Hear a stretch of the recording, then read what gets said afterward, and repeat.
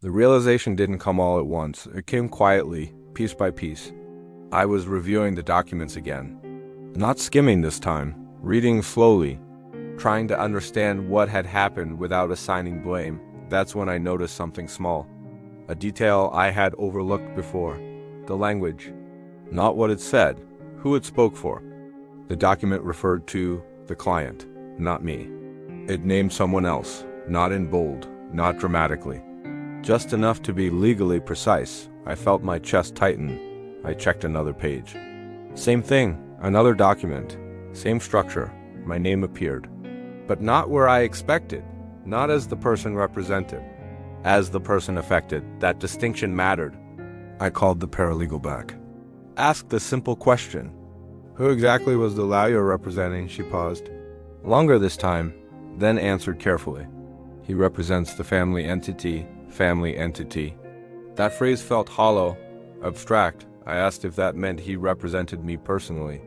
She said representation was defined by the agreement, and that the agreement designated decision makers, not beneficiaries. I asked if I was considered a client. She hesitated again, then said, not in the traditional sense. That was the moment. Not dramatic, not loud, just final. He wasn't my lawyer. He had never been. He was involved. He was present. He was trusted. But he wasn't accountable to me.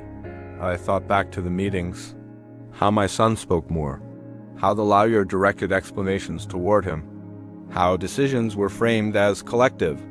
I had assumed inclusion, but what I was experiencing was proximity. Being near power isn't the same as holding it. I felt embarrassed, not because I had been fooled, but because I hadn't known what to ask. I had assumed representation meant protection.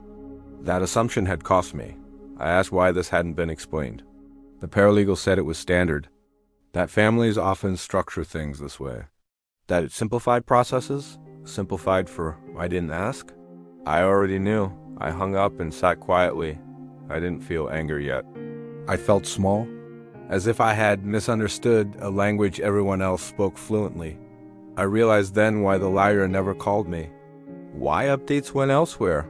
Why decisions happened without me? I wasn't being excluded. I was never included.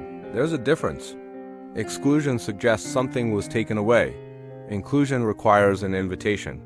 I had never received one. I looked at my signature again. It was there, clear, confident, given in good faith.